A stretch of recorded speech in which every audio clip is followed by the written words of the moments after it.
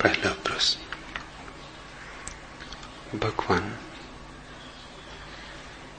विश्राम के लिए अनंत आकाश में उड़ने वाला पक्षी घास का छोटा सा घोंसला बनाता है और विश्राम के लिए आदमी ने पहले गुफा खोजी और फिर झोपड़ा और मकान बनाया, और आप आज अनहद में विश्राम की चर्चा शुरू कर रहे हैं। भगवान, यह अनहद में विश्राम क्या है,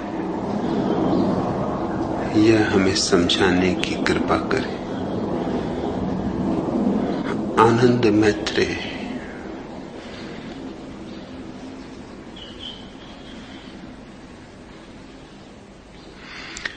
विश्राम के लिए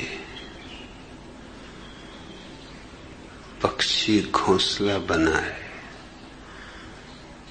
इसमें तो कुछ भी अड़चन नहीं, क्योंकि घोंसले में किया गया विश्राम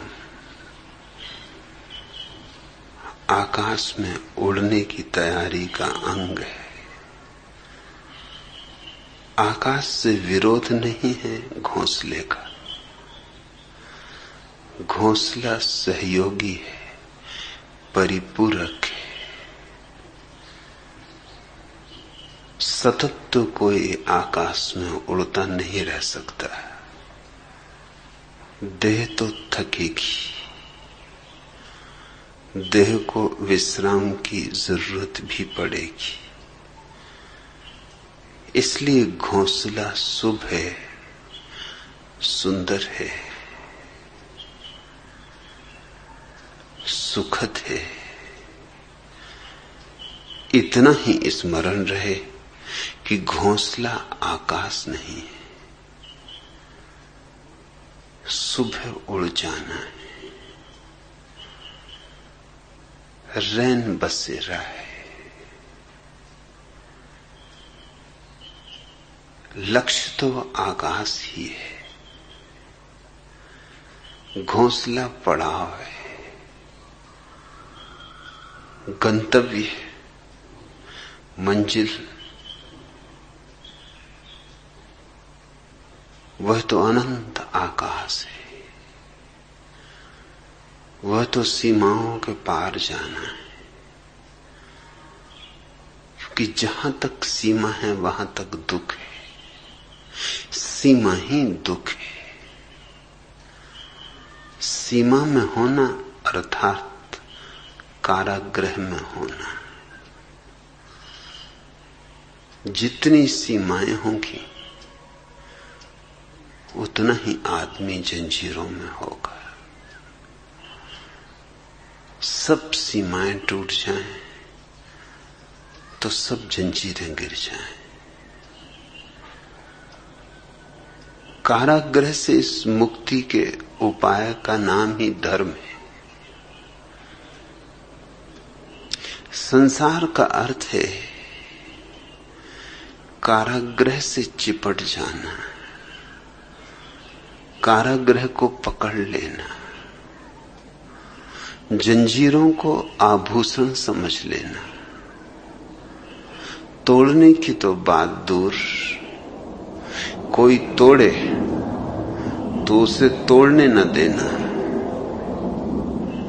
सपनों को सत्य समझ लेना और रास्ते के पड़ावों को मंजिल मानकर रुक जाना।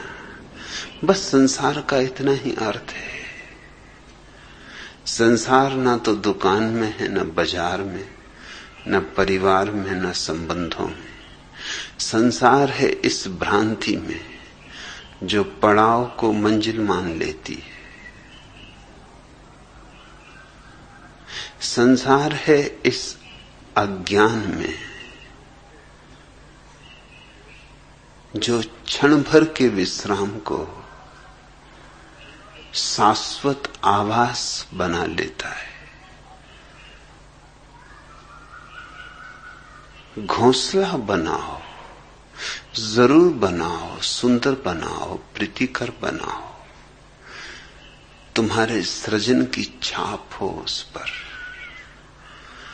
तुम्हारे व्यक्तित्व के हस्ताक्षर हो उस पर।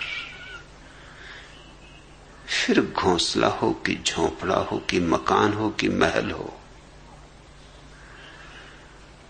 अपनी सृजनात्मक ऊर्जा उसमें उंडेलो, मगर एक स्मरण कभी न चूके। सतत एक ज्योति बोध की भीतर जलती रहे। यह सराय आज नहीं कल, कल नहीं परसों, इसे छोड़कर जाना है, जाना ही पड़ेगा।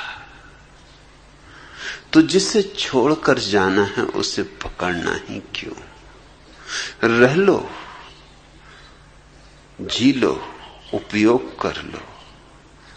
आग्रह न हो, आसक्ति न हो। दो तरह के लोग हैं। एक हैं जो संसार में रहते हैं और संसार में गहन आसक्ति निर्मित कर लेते। दूसरे हैं जो संसार से भाग खड़े होते, जिनको हमने सदियों तक सन्यासी कहा है। थे वे केवल भगोड़े, उन्हें हमने पूजा है, उनकी हमने अर्चना की है, उनके लिए हमने दिए जलाए, धूप बारी, उनके ऊपर हमने फूल चढ़ाए, केसर छिड़की, क्योंकि हमें लगा कि अपूर्व, अद्वितीय, असंभव कार्य उनने कर दिखाया है, हमसे तो छूटता नहीं, और वे छोड़कर चले गए। लेकिन उनसे भी छूटा नहीं है। असल में कहीं पकड़ ना जाएं, इस डर से भाग खड़े हुए। छूटने में और छोड़ने में फर्क है। छूटना तो बोध की प्रक्रिया है, वह तो सम्यक जागरण है, उसकी सहज निष्पत्ति है। दो फकीर एक जंगल में यात्रा करते थे, गुरु और शिष्य। बूढ़ा गुरु, युवा शिष्य। युवा शिष्य बहुत हैरान था।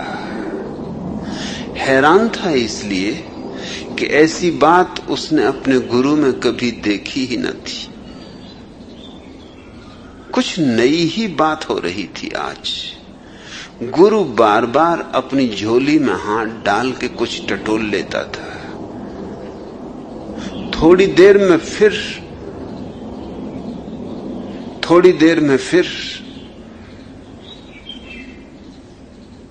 झोली में उसका जी अटका था। शिष्य सोचता था कि क्या झोली में है आज। उसे कभी चिंतित नहीं देखा, उसे कभी झोली में बार बार झांकते नहीं देखा। आज क्या माजरा है। फिर सांझ होने लगी, सूरज ढलने लगा।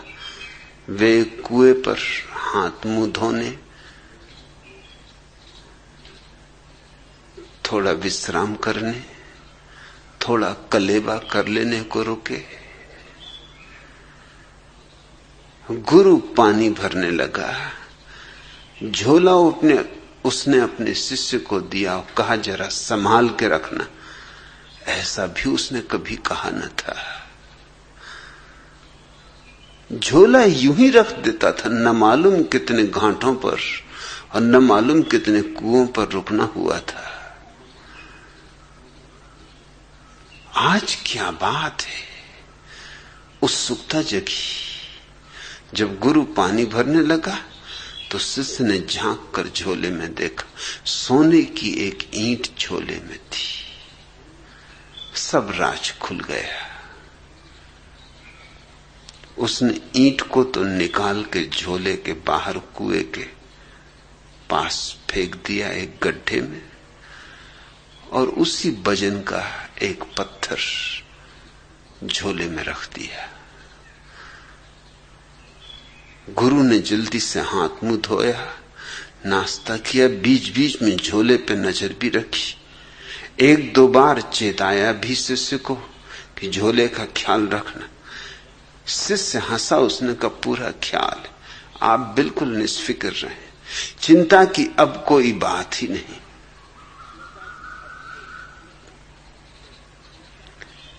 जैसे ही निपटे, चलने को आगे बढ़े, गुरु ने जल्दी से झोला वापस ले लिया। अक्सर तो यूं होता था कि झोला शिष्य को ही ढोना पड़ता था। आज गुरु शिष्य पर झोले का बोझ डालने को राजी न था। जल्दी से झोला अपने कंधे पे ले लिया, बाहर से ही टटोल कर देखा, वजन पूरा है, ईंट भीतर है, निश्चिंत हो चलने लगा। फिर बार बार कहने लगा, रात हुई जाती है, दूर किसी गांव का टिमटिमाता दिया भी दिखाई पड़ता नहीं, जंगल है, अंधेरा है, अमावस है, चोर, लफंगे, लुटेरे, कोई भी दुर्घटना घट सकती है। जब भी गुरु ये कहे, शिष्य हंसे। आखिर गुरु ने 2 मील चलने के बाद पूछा कि तू हंसता क्यों है? शिष्य ने कहा, मैं इसलिए हंसता हूं कि अब आप बिल्कुल निश्चिंत हो जाएं। आपकी चिंता का कारण तो मैं कुएं के पास ही फेंक आया हूं। तब घबरा के गुरु ने झोले में हाथ डाला, देखा तो पत्थर था, सोने की ईंट तो जा चुकी थी। क्षण भर को तो सदमा लगा, छाती की धक धक रुक गई होगी, श्वास ठहरी की ठहरी रह गई होगी, लेकिन फिर बोध भी हुआ। बोध ये हुआ कि 2 मील तक झोले में तो पत्थर था, लेकिन मैं यूं मानकर चलता रहा कि सोने की ईंट है, तो मोह बना रहा। जिंदगी भर भी अगर मैं ये मान के चलता रहता कि सोने की ईंट, तो मोह बना रहता।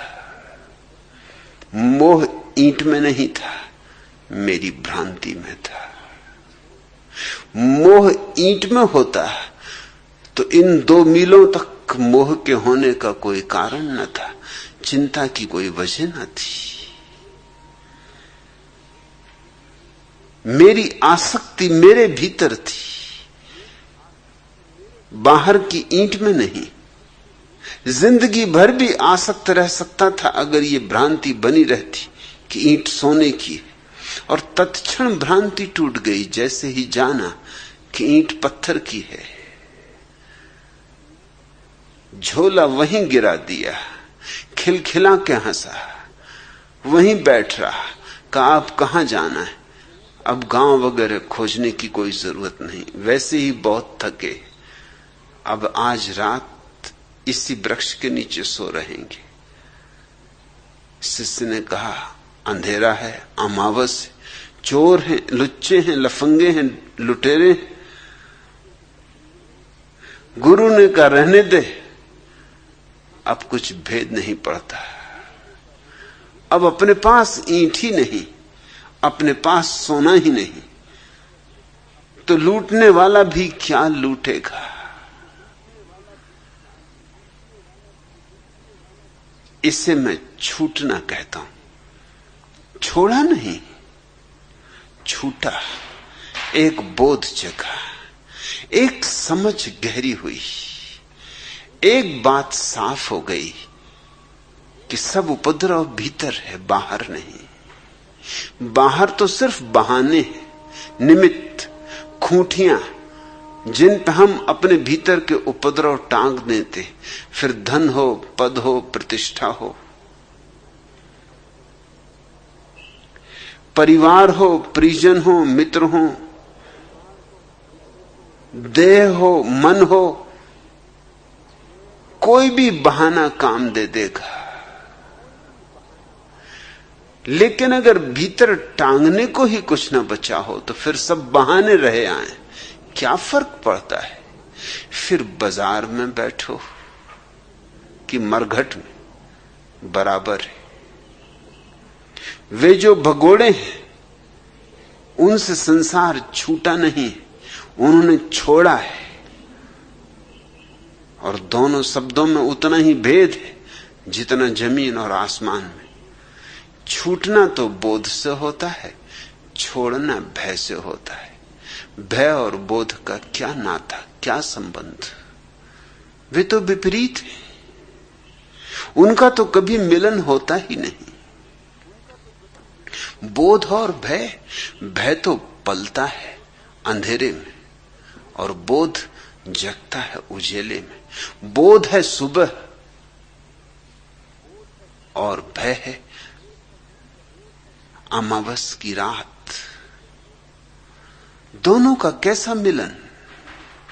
वे जो भाग गए हैं छोड़कर, छिप गए हैं जाकर पहाड़ियों में, गुफाओं में, वे सिर्फ भयभीत हैं, डरे हुए।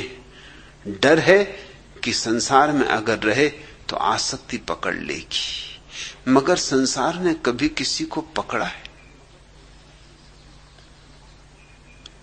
तुम कल न मरो, आज मर जाओ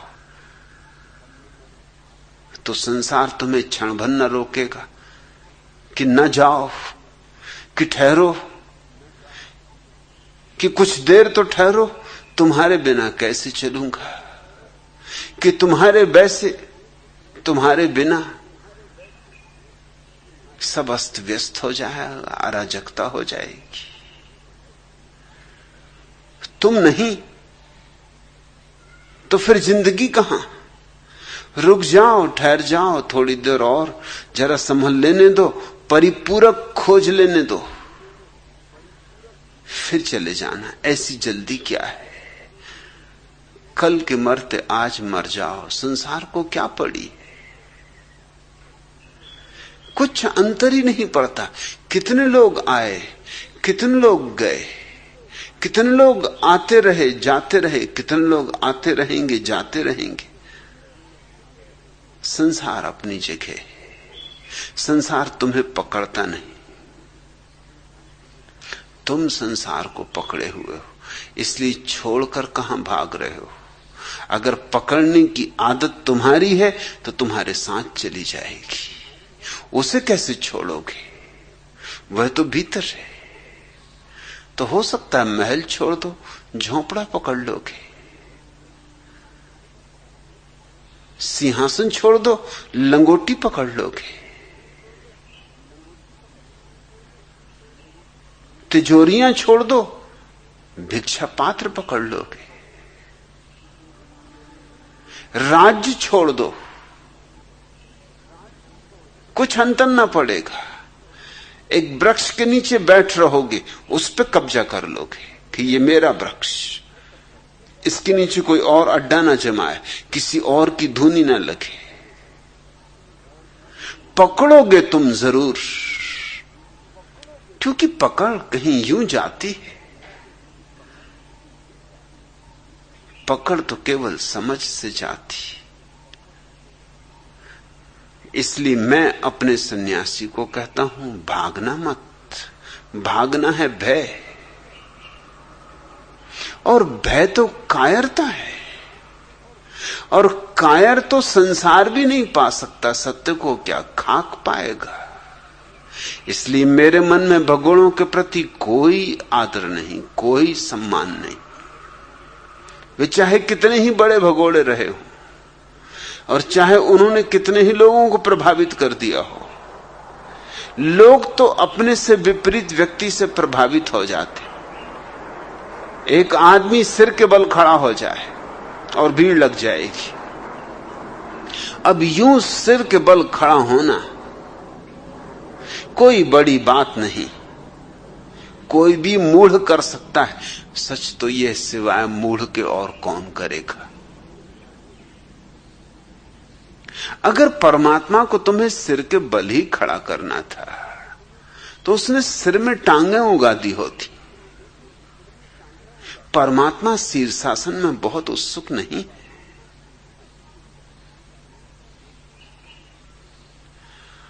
अगर परमात्मा को ही तुम्हें कांटों की सेज पे लिटाना होता तो तुम्हारे साथ ही कांटों की सेज भेजती होती, इंतजाम कर दिया होता। उसने तुम्हारे प्रवास के लिए पूरा इंतजाम करके भेजा है। अगर परमात्मा उत्सुक होता तुम्हारे उपवासों में तो उसने तुम्हें भूखा रखने की कला ही सिखा दी होती। अरे जो भूख दे सका वो भूखापन नहीं दे सकता था।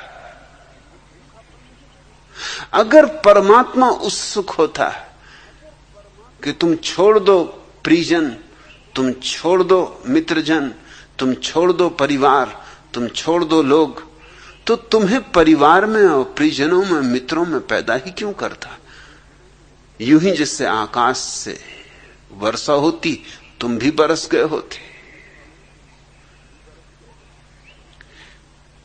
जॉर्ज गुरजिएफ कहा करता था कि तुम्हारे महात्मा, तुम्हारे सभी महात्मा परमात्मा के दुश्मन मालूम होते। परमात्मा एक काम करता है, तुम्हारे उससे उल्टा काम करने को बताते। लेकिन राज है, राज यह है कि परमात्मा तो तुम्हें सहज स्वाभाविक बनाता है, महात्मा तुम्हें असहज अस्वाभाविक बनाते हैं, क्योंकि असहज अस्वाभाविक होकर ही तुम आकर्षण के बिंदु बनते हो। लोगों के लिए तुम्हारे प्रति सम्मान तभी पैदा होगा जब तुम कुछ उल्टा करो। अमेरिका में एक विचारक हुआ रॉबर्ट रिपले, वो प्रसिद्ध होना चाहता था। कौन प्रसिद्ध नहीं होना चाहता? चाहता था सारी दुनिया उसे जान ले। गांव में एक बहुत बड़ा सर्कस आया हुआ था। सोचा उसने कि सर्कस इतना प्रसिद्ध है, जग जाहिर है, इसके मैनेजर को जरूर कुछ सूत्र पता होंगे प्रसिद्धि के। तो मैनेजर से उसने अलग से मुलाकात ली और कहा कि मुझे भी कुछ राज बताओ, मैं भी प्रसिद्ध होना चाहता हूं। मैनेजर ने यूं ही मजाक में कहा, सर्कस का ही मैनेजर था, धंधा ही मजाक का था, तमाशबीनी का था। उसने कहा इसमें क्या खास बात है, तुम अपने सिर के आधे बाल कटा लो और चुपचाप बिना कुछ बोले जमीन पर टकटकी बांधे पूरे न्यूयॉर्क की सड़कों पर चक्कर काटते रहो। 3 दिन बाद आना। 3 दिन बाद वो आया तो साथ में अखबारों की बहुत सी कटिंग भी लाया, क्योंकि अखबारों में तस्वीरें ही छप गई। चर्चा हो गई गांव में, घर घर में कि कौन है आदमी आधे सिर के बाल कटाए हुए, कौन प्रसिद्ध ना हो जाएगा। रिप्ले ने मैनेजर को बहुत धन्यवाद दिया और कब आगे के लिए कुछ और बताएं। न्यूयॉर्क में तो जलवा हो गया, डुंडी पिट गई। एक बच्चा ऐसा नहीं है जो न जानता हो। गांव गांव आसपास भी खबर फैलने लगी। मैनेजर ने कब तुम ऐसा करो, एक बड़ा आईना खरीदो, उस आईने को अपनी कमर पर बांध लो, आईने में देखो तो पीछे का रास्ता दिखाई पड़ेगा और बस पीछे की तरफ चलो, आगे की तरफ नहीं। और सारी अमेरिका का चक्कर लगा डालो। और रिप्ले ने वही किया और चक्कर पूरा होते होते अमेरिका में नहीं सारी दुनिया में प्रसिद्ध हो गया ये कौन आदमी। और उससे कहा तू बिल्कुल चुप रहना, बोलना है ही नहीं, जितना चुप रहेगा उतना ही अच्छा, बोले तो कहीं बात ना खुल जाए।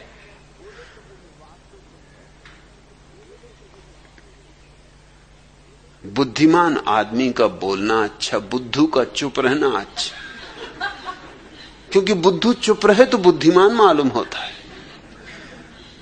सो रिप्ले बिल्कुल चुप रहा, लाख लोगों ने पूछा, मुस्कुराए, कुछ कहे ही ना।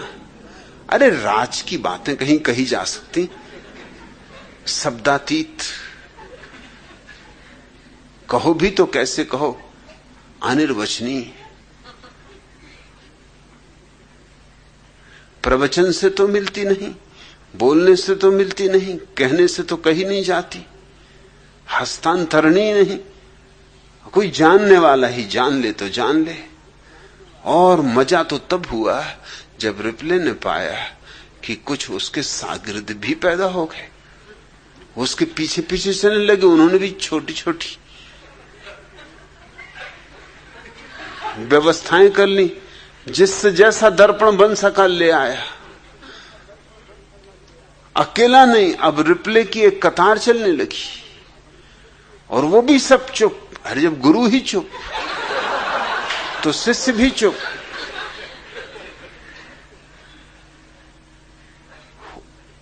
कुछ भी जो सामान्य नहीं, असामान्य है, जो स्वाभाविक नहीं है, अस्वाभाविक है, उससे लोग प्रभावित होते। लोगों को प्रभावित करना अहंकार की बड़ी गहरी अभिप्सा है। ये जो भगोड़े हैं, इनसे लोग प्रभावित हुए। इनसे प्रभावित होने का कुल कारण इतना था कि ये कुछ कर रहे थे जो अस्वाभाविक था। स्वाभाविक आदमी से कौन प्रभावित होगा? जापान का एक सम्राट सद्गुरु की तलाश कर रहा था, बहुत तलाश की, सद्गुरु न मिला सो न मिला। जो जो नाम ज्ञात थे, परिचित थे, पहचाने थे, वहां वहां गया, लेकिन तृप्ति न हुई। अपने बूढ़े वजीर से पूछा कि मैं तो युवा हूं, तुम तो बूढ़े हुए, तुम्हें तो कुछ पता होगा, कोई तो ऐसा आदमी होगा। वो बूढ़ा हंसने लगा। उसने कहा आदमी तो है, लेकिन तुम न पहचान सकोगे, क्योंकि सच्चा सद्गुरु बिल्कुल सहज स्वाभाविक होगा। उसमें कोई सींग थोड़ी निकले होते जो तुम पहचान लोगे। तुम तलाश कर रहे हो किसी उल्टे सीधे आदमी की। लोग तो मिलेंगे बहुत उल्टे सीधे, मगर जो अभी खुद ही उल्टे सीधे, वो तुम्हें क्या लाख उपाय भी करें तो मार्गदर्शन दे सकेंगे, तुम्हें भी और अस्त व्यस्त कर देंगे। तुम वैसे ही अराजक अवस्था में हो, वो तुम्हें और अराजक कर देंगे। मैं एक आदमी को जानता हूं,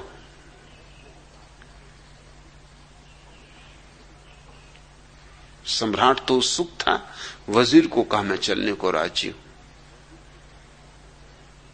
वे दोनों गए मिलने उस फकीर को। वजीर तो चरणों पर गिर पड़ा फकीर के, लेकिन सम्राट उस आदमी को देख के इस योग्य न पाया कि इसके चरणों में गिरे। आदमी बिल्कुल साधारण था और काम भी क्या कर रहा था, लकड़ियां काट रहा था। अब कहीं सद्गुरु लकड़ी काटते कि कहीं महावीर लकड़ी काटते मिल जाएं, कि बुद्ध लकड़ी काटते मिल जाएं। सद्गुरु कहीं लकड़ियां काटते। सम्राट ने अपने वजीर से कहा कि यह आदमी लकड़ियां काट रहा है, इसकी क्या खूबी है? वजीर ने कहा इसकी यही खूबी है, इसी से पूछो कि इसकी साधना क्या है।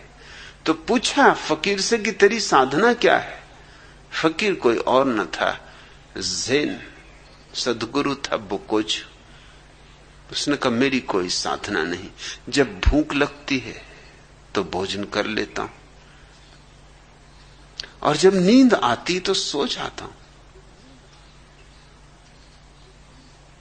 मेरी कोई और साधना नहीं। सम्राट ने कहा लेकिन ये कोई साधना हुई? ये भी कोई साधना हुई? यह तो हम सभी करते हैं, जब भूख लगती भोजन करते, जब नींद आती सो जाते। बोकुजू ने कहा कि नहीं, इतने जल्दी निष्कर्ष ना लो। कई बार तुम्हें भूख नहीं लगती और तुम भोजन करते हो, और कई बार तुम्हें भूख लगती है और तुम भोजन नहीं करते, और कई बार तुम्हें नींद आती है और तुम सोते नहीं, और कई बार तुम्हें नींद नहीं आती और तुम सोने की चेष्टा करते हो। इतना ही नहीं, तुम जब भोजन करते हो तब और भी 1000 काम करते हो। यंत्रवत भोजन करते रहते हो और मन न मालूम किन किन लोकों में भागा रहता है। और जब तुम सोते हो तब तुम सिर्फ सोते ही नहीं, कितने कितने सपने देखते हो, कहां कहां नहीं जाते, क्या क्या नहीं करते। मन का व्यापार जारी रहता है। मैं जब भोजन करता हूं तो सिर्फ भोजन ही करता हूं, बस भोजन ही करता हूं। उस वक्त भोजन करने के सिवाय भोकुजू में और कुछ भी नहीं होता। और जब सोता हूं तो सिर्फ सोता हूं, उस समय सोने के सिवाय भोकुजू में और कुछ भी नहीं होता। और जब मुझे नींद आती तो मैं एक क्षण भी टालता नहीं, तत्क्षण सो जाता हूं।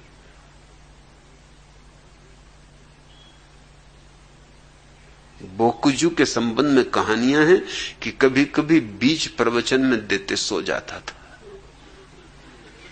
नींद आ गई तो बोकुजू क्या करे, इतना नैसर्गिक आदमी। और ब्रह्म मुहूर्त में नहीं उठता था। और जब किसी ने पूछा उससे कि फकीर को तो ब्रह्म मुहूर्त में उठना चाहिए, तुम ब्रह्म मुहूर्त में नहीं उठते, बोकुजू ने कहा मैंने परिभाषा बदल ली अनुभव से। फकीर जब उठे तब ब्रह्म मुहूर्त। जब नींद खुले तो भीतर का ब्रह्म जागना चाहता है, ये ब्रह्म मुहूर्त। और जब भीतर का ब्रह्म सोना चाहता है, तुम अलार्म भर के और जबरदस्ती उठने की कोशिश कर रहे हो, ठंडा पानी छिड़क रहे हो आंखों पर, राम राम जप रहे हो, भाग दौड़ कर रहे हो, दंड बैठक लगा रहे हो कि किस तरह नींद टूट जाए, क्योंकि स्वर्ग जो जाना है। ब्रह्म मुहूर्त में जगे बिना स्वर्ग तो जा ना सकोगे।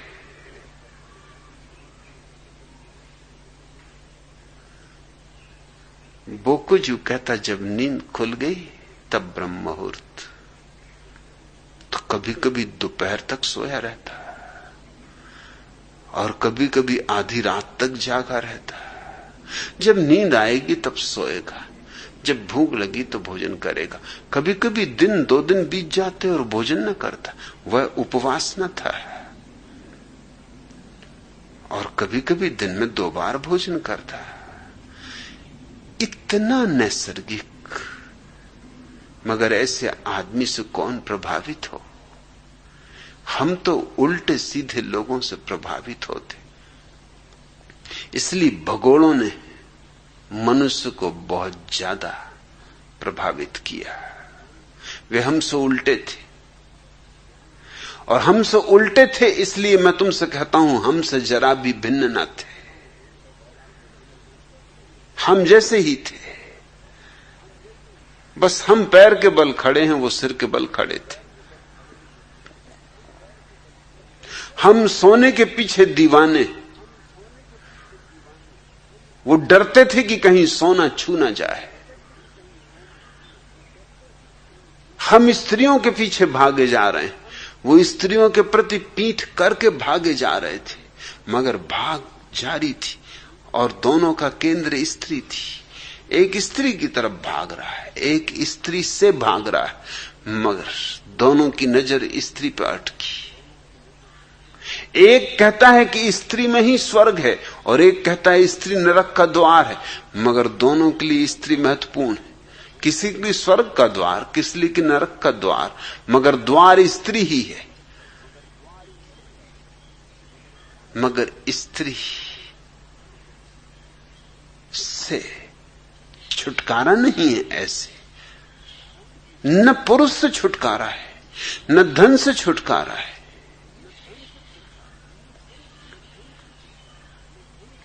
विश्राम बनाने के लिए,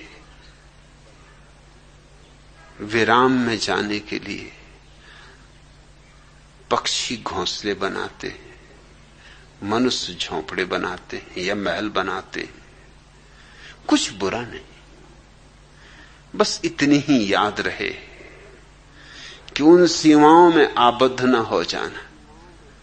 वे सीमाएं तुम्हारी सीमाएं नहीं, कोई सीमा तुम्हारी सीमा नहीं। रहो जरूर, मगर अतिथि की तरह रहना, आतिथेय मत हो जाना, मेहमान की तरह रहना, मेजबान न हो जाना। तो फिर तुम जहां हो वहीं सन्यासी हो। आनंद मैत्रेय, तुमने पूछा कि विश्राम के लिए अनंत आकाश में उड़ने वाला पक्षी घास का छोटा सा घोंसला बनाता है। वो उड़ने के लिए जरूरी है। उड़ने के लिए शक्ति संयोजित करनी होगी, जागने के लिए सोना होगा, भागने के लिए बैठना होगा।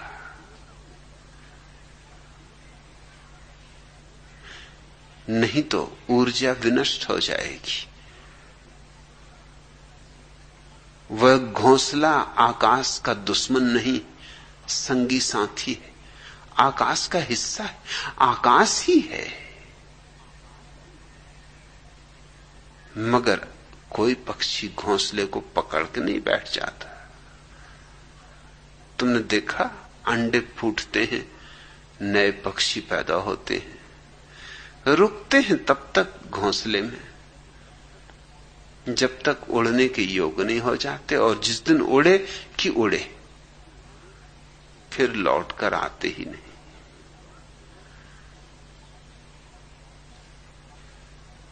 फिर घोंसले बनाएंगे जब उनको खुद अंडे रखने होंगे। जरूरत है तो उपयोग करो, संसार का उपयोग करो।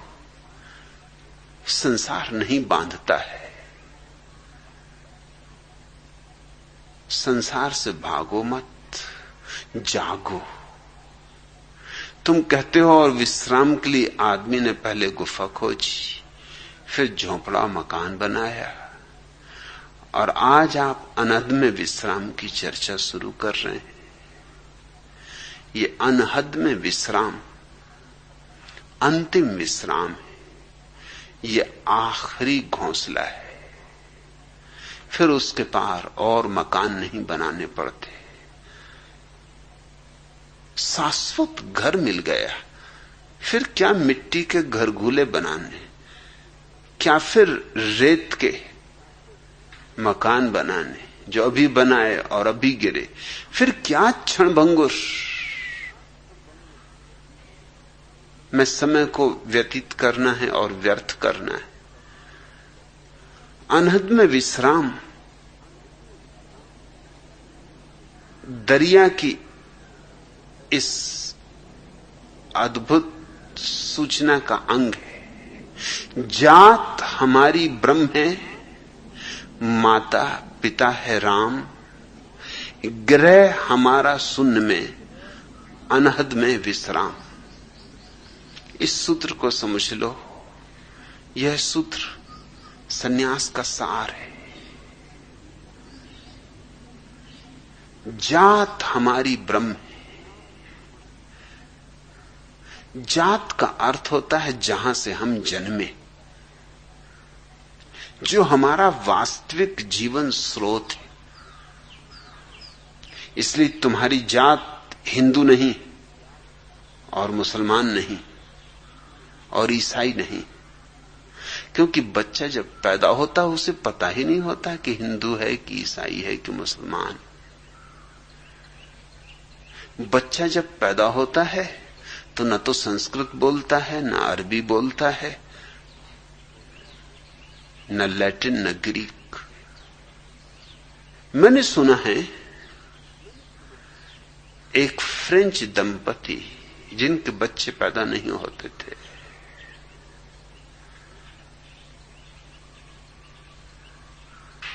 एक अनाथाश्रम से एक स्वीडिश बच्चे को गोद ले लिए। जिस दिन उन्होंने स्वीडिश बच्चे को गोद लिया, फ्रेंच दंपति ने, दोनों ने ही एक स्वीडिश शिक्षिका रख ली और स्वीडिश भाषा सीखने लगे। अचानक पास पड़ोस के लोगों ने पूछा कि क्या हुआ, स्वीडिश भाषा किस लिए सीख रहे हो? क्या स्वीडन में बस जाने का इरादा है या कि स्वीडन की लंबी यात्रा पर जा रहे हो? उन्होंने कहा नहीं नहीं, एक स्वीडिश बच्चे को गोद लिया है। इसके पहले कि वो बड़ा हो और स्वीडिश भाषा में बोलना शुरू करे, हमें कम से कम स्वीडिश तो सीख लेनी चाहिए। नहीं तो हम समझेंगे क्या खाक कि वो क्या बोल रहा है। बच्चे ना तो स्वीडिश बोलते, ना फ्रेंच, ना हिंदी, ना अंग्रेजी।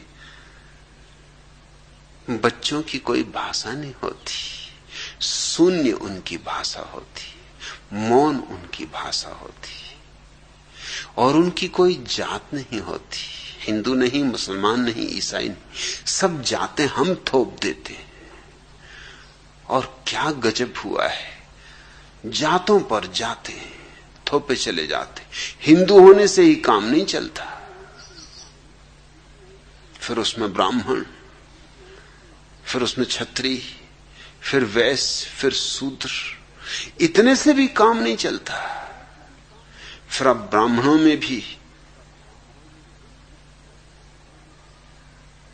कोकणस्थ और देशस्थ।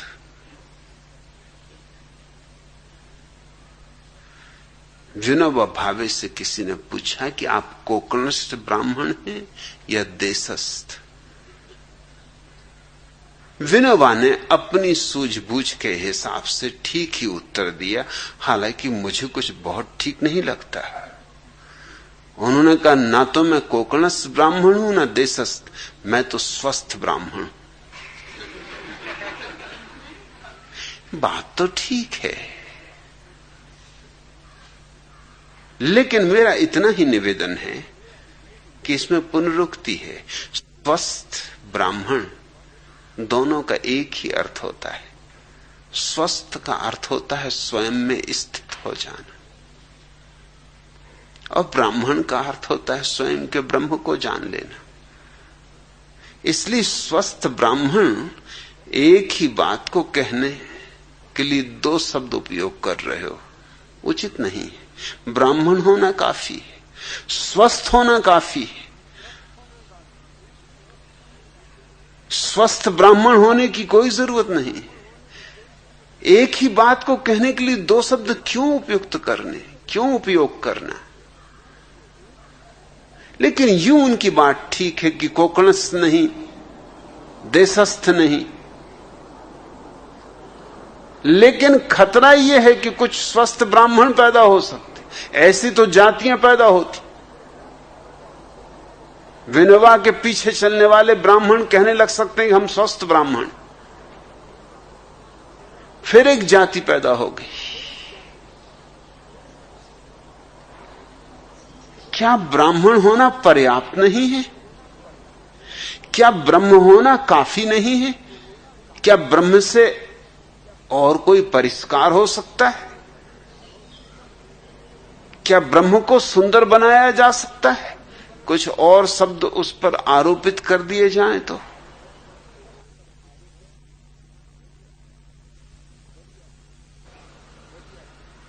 दरिया ठीक कहते हैं, जात हमारी ब्रह्म। तो न तो हम हिंदू हैं, न मुसलमान, न ईसाई, न ब्राह्मण, न शूद्र, न क्षत्रिय, न वैश्य। हम ब्रह्म से आए। ब्रह्म का अर्थ है जीवन का स्रोत, इस विराट अस्तित्व का मूल स्रोत। उस ब्रह्म से हमारा आना हुआ है और उसी में हमें लौट जाना है। और जिसने इन दोनों के बीच, आने और जाने के बीच, आवागमन के बीच उसको पहचान लिया, फिर उसका आवागमन मिट जाता है। जिसने जन्म और मृत्यु के बीच अपने भीतर के ब्रह्म को पहचान लिया, फिर उसे दोबारा आने की कोई जरूरत नहीं रह जाती। ये जीवन है ही इसलिए पाठशाला है कि हम अपने भीतर के ब्रह्म के प्रति सजग हो सके, जाग सके, पहचान सके। पहचान के लिए एक गणित ख्याल में रखना। मछली सागर में पैदा होती, लेकिन जब तक सागर में रहेगी उसे पता ही नहीं चलेगा कि सागर क्या है। खींच लो सागर से, कहो किसी मछुए से निकाल ले मछली को सागर के बाहर, छोड़ दो तट पर, धूप में, तपी हुई रेत पर, तड़फने दो थोड़ा, और फिर उसे वापस सागर में छोड़ दो।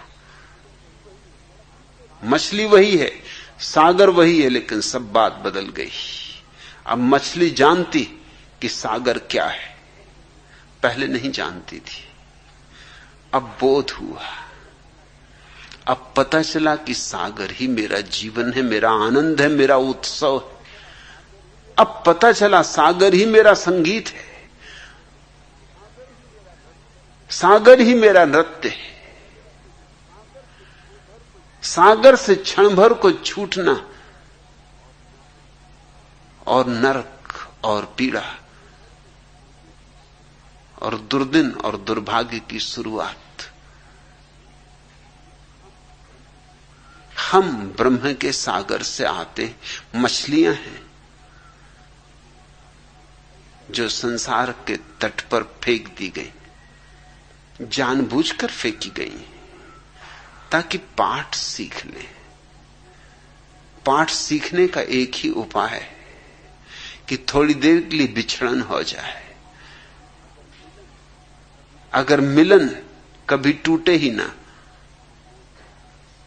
तो बोध नहीं होता। एक बहुत बड़े अमीर ने जीवन के अंतिम दिनों में तय किया कि सब मैंने पा लिया, धन, पद, प्रतिष्ठा, हीरों के ढेर लग गए, लेकिन सुख तो मैंने जाना नहीं, क्षण भर को न जाना।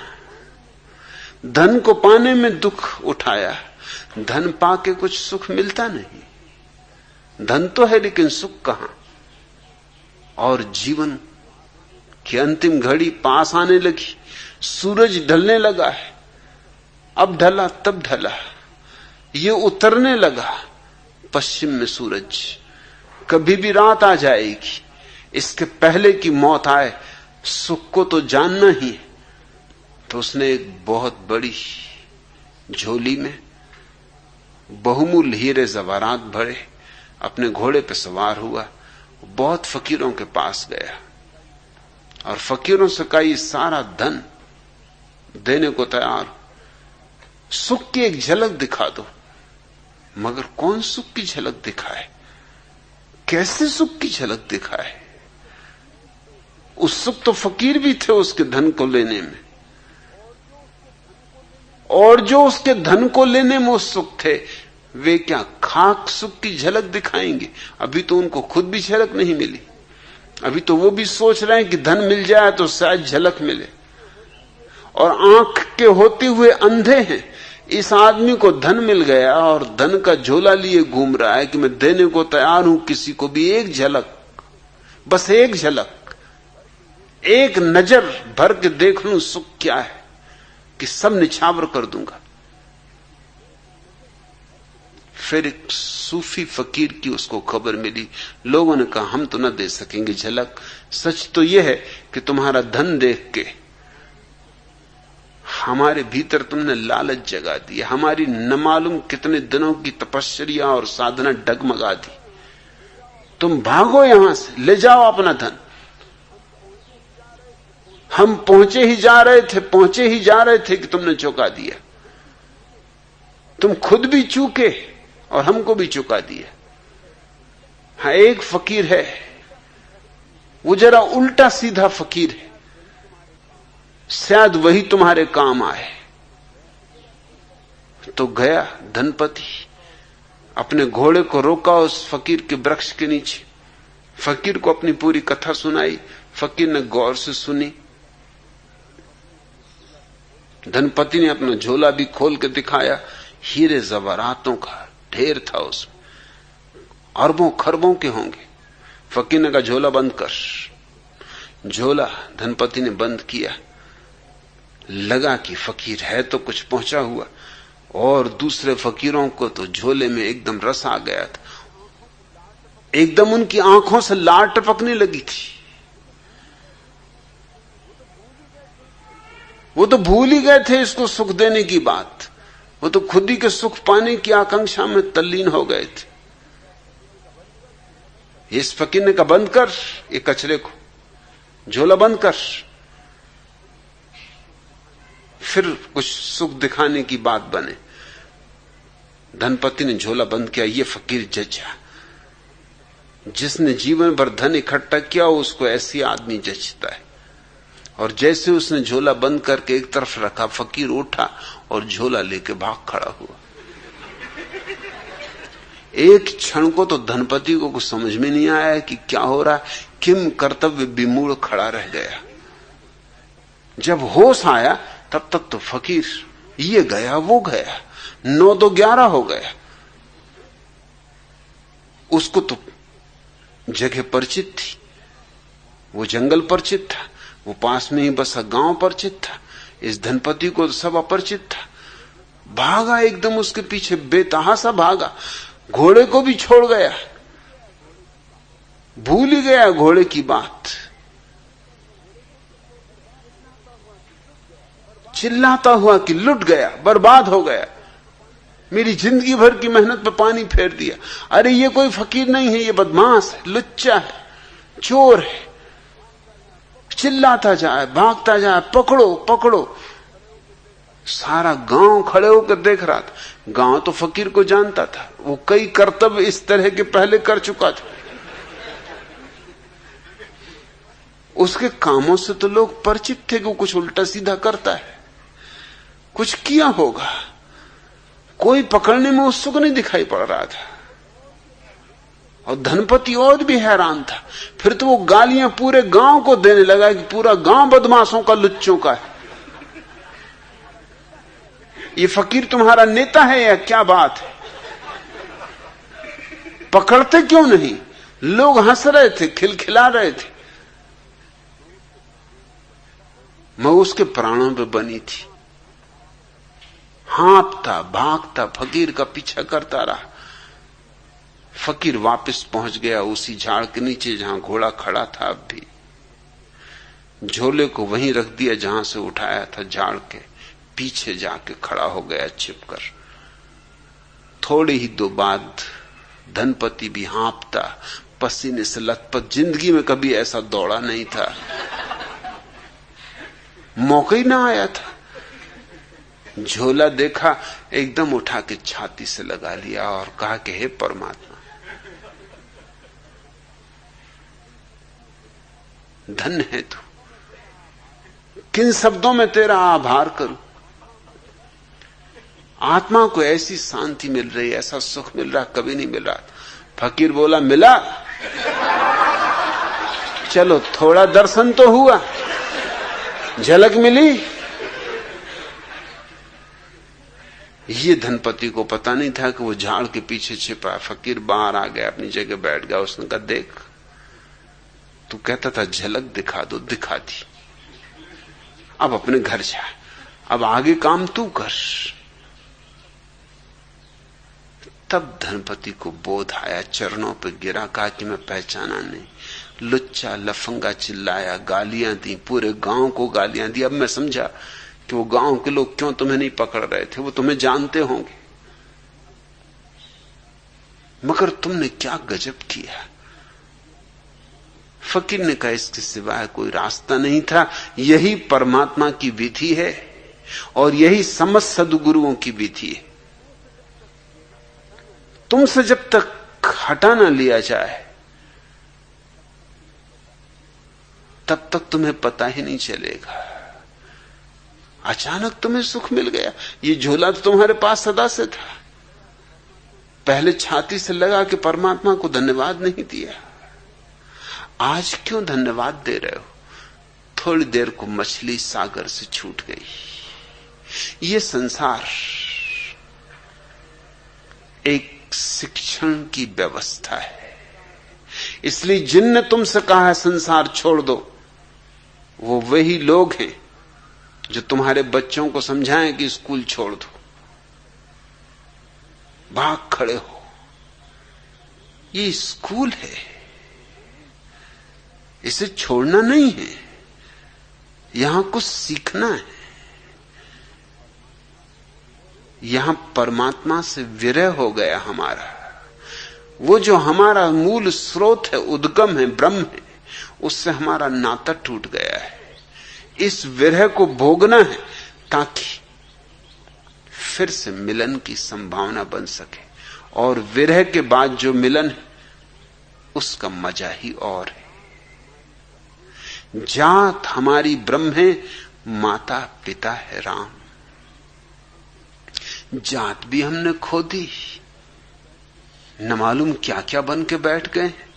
जमीन पर कोई 300 धर्म है और 300 धर्मों में कम से कम 3000 छोटी छोटी जातियां, उपजातियां और न मालूम क्या क्या, कितना जाल फैला दिया है। और जिनको हम भले लोग कहें, उनके भीतर भी वही जाल है। शंकराचार्य जैसे व्यक्ति को, जिनको भारतीय सोचते हैं वेदांत की पराकाष्ठा, उनको भी एक शूद्र ने छू दिया तो वो नाराज हो गए। शंकराचार्य पानी फेर दिया सब वेदांत पर। भूल गए सब बकवास कि जगत माया है और ब्रह्म सत्य है। तत्क्षण पता चला शूद्र सत्य है, ब्रह्म वगैरह कोई सत्य नहीं। एक शूद्र ने छू दिया। भूल गए ज्ञान, भूल गए चौकड़ी, एकदम क्रुद्ध हो गए और कहा कि मूढ़, शूद्र होकर तुझे इतनी समझ नहीं कि ब्राह्मण को छू दिया। और मैं अभी गंगा स्नान करके आ रहा हूं। स्नान करके वो चढ़ी रहे थे दशाश्वमेध की सीढ़ियां, तभी उस शूद्र ने छू दिया। सुबह सुबह का अंधेरा, अब मुझे फिर स्नान करना पड़ेगा। उस शूद्र ने कहा, स्नान आप जरूर करिए, मगर इसके पहले कि स्नान करें मेरे को सवालों का जवाब दे दें। एक तो ये कि अगर संसार माया है तो किसने किसको छुआ? अगर मैं हूं ही नहीं, अगर ये देह भ्रम है तो दो भ्रम एक दूसरे को छू सकते, और अगर छू भी ले भ्रम भ्रम को तो क्या हर्जा है? और तुम्हारा भ्रम पवित्र और मेरा भ्रम अपवित्र। कुछ तो संकोच करो, कुछ तो लाज करो, कुछ तो अपने कहे का ख्याल करो। थूके को इतनी आसानी से तो ना चाटो। फिर मैं ये भी पूछता हूं कि गंगा में स्नान करने से शरीर पवित्र हुआ कि आत्मा पवित्र हुई? पानी शरीर को छुएगा कि आत्मा को? अगर शरीर पवित्र हुआ है तो शरीर क्या पवित्र हो सकता है? क्योंकि शरीर तो मिट्टी है और तुम ही तो समझाते हो कि शरीर में कुछ भी नहीं। ये सारे महात्मा गण समझाते, खासकर स्त्रियों का शरीर में, क्योंकि ये सब लिखने वाले पुरुष हैं। ये तो बड़ी कृपा है कि स्त्रियों ने शास्त्र नहीं लिखे, लिखना चाहिए उन्हें। सारे पुरुष हैं लिखने वाले, स्त्रियों को तो पढ़ने भी नहीं देते। उनके लिए तो बना दिया है कुछ अलग ही हिसाब। रामायण पढ़ो, सत्यनारायण की कथा पढ़ो, कूड़ा करकट, उपनिषद नहीं।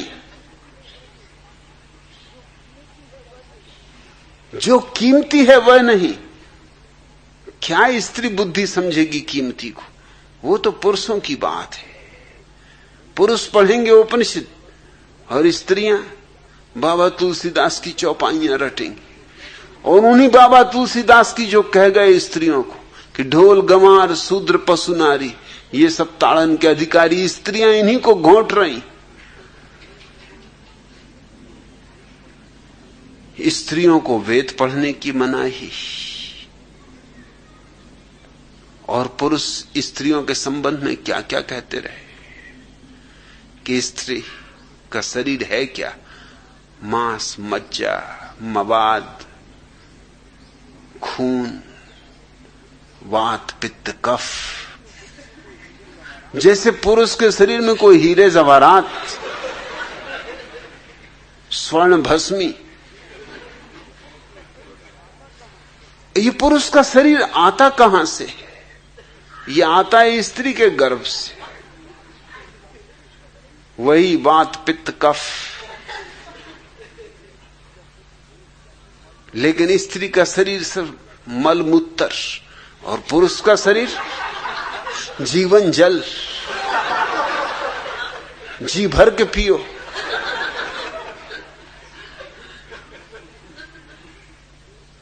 ये देह तो देह है, ये क्या पवित्र होगी? और आत्मा तो पवित्र है ही, उसे कैसे पवित्र करोगे? उस शूद्र ने बड़े बहुमूल्य सवाल उठाए जो बड़े बड़े वेदांती नहीं उठा सके थे। शंकराचार्य अगर किसी व्यक्ति के सामने हतप्रभ हुए तो वह शूद्र था। मगर शंकराचार्य को भी ख्याल नहीं कि जगत को ब्रह्म कह रहे हैं, तो इसका क्या अर्थ होगा? फिर कैसा ब्राह्मण, फिर कैसा शूद्र? जातियों पे जातियां बन गई। बड़ी सेवा में रत हैं लोग, बड़े धार्मिक कार्यों में लगे, मगर मौलिक भ्रांतियां वही की वही। मदर टेरेसा को नोबेल प्राइज मिली क्योंकि उन्होंने गरीबों की बड़ी सेवा की। वह सरासर झूठ बात है, वह सिर्फ पाखंड है, ऊपरी बकवास है, भीतर बात कुछ और है। अनाथालय खोल रखे, विधवा आश्रम खोल रखे, वे तरकीबें हैं कि कैसे स्त्रियां, कैसे अनाथ बच्चे ईसाई हो जाएं। और ईसाई ही नहीं, कैथोलिक ईसाई होने चाहिए। अभी एक प्रोटेस्टेंट परिवार ने अमेरिका से आके मदर टेरेसा से प्रार्थना की कि मैं एक बच्चे को गोद लेना चाहता हूं, हमारा कोई बच्चा नहीं। तो उन्हें फॉर्म दिया गया भरने को, जिस फॉर्म में पहली बात यह थी कि बच्चा तभी गोद मिल सकता है जब आप कैथोलिक ईसाई हो। वो प्रोटेस्टेंट परिवार तो हैरान हुआ। उसने कहा ईसाई हम भी हैं, ईसाई तुम भी हो, थोड़ा सा फर्क है कि हम प्रोटेस्टेंट हैं, तुम कैथोलिक हो। कोई भारी फर्क नहीं, वही बाइबल मानते हम, वही तुम, वही जीसस, वही हम,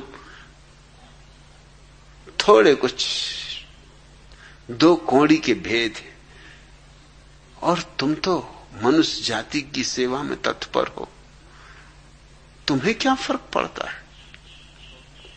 लेकिन नहीं, प्रोटेस्टेंट परिवार को ईसाई होते हुए भी बच्चा गोद लेने का हक नहीं दिया गया। ये सब जालसाजियां हैं, ऊपर बड़ी ऊंची ऊंची बातें, ये अनाथालय, ये विधवा आश्रम, ये दीन दरिद्रों की सेवा और कुछ भी नहीं है सिवाय कैथोलिक ईसाई धर्म का प्रचार। कैसे कैथोलिकों की संख्या दुनिया में बढ़ जाए। पुराने समय में लोग एक दूसरे से तर्क वितर्क करके तय करते थे कि कौन सही है। फिर बात और बिगड़ी, तर्क वितर्क का जमाना गया, क्योंकि तर्क वितर्क वर्षों लेते हैं फिर भी निर्णायक नहीं होते। कौन निर्णय कर पाया, कौन आस्तिक किसी नास्तिक को समझा पाया है कि ईश्वर है, और कौन नास्तिक किसी आस्तिक को समझा पाया है कि ईश्वर नहीं। कौन जैन हिंदू को समझा पाया है, कौन हिंदू जैन को समझा पाया है। वो समझाने का मामला बहुत लंबा है, इसलिए मुसलमानों ने संक्षिप्त मार्ग लिया, तलवार। कहां की बकवास में पड़े हो, निपटारा अभी करो, नगद करो, जिसकी लाठी उसकी भैंस, जो जीत जाए वो सत्य, सत्यमेव जयते। कहते ही हैं कि सत्य की सदा विजय होती। उन्होंने जरा सा भेद कर लिया, उन्होंने कहा जिसकी विजय होती वही सत्य। थोड़ी सा तो भेद है, कुछ ज्यादा भेद नहीं। मगर तलवार के दिन भी गए, आदमी थोड़ा सभ्य हुआ, उसे ये बात बेहूदी लगी कि जीवन सिद्धांतों का निर्णय तलवार से हो, तो फिर कैसे निर्णय हो? तो फिर कुछ ज्यादा होशियारी की इजादें की गई। सेवा करो, अस्पताल खोलो, अनाथालय खोलो, विधवा आश्रम बनाओ, वृद्धाश्रम बनाओ, कोढ़ियों के पैर दबाओ, भिखमंगों को भोजन दो। ऐसे रोटी खिलाकर,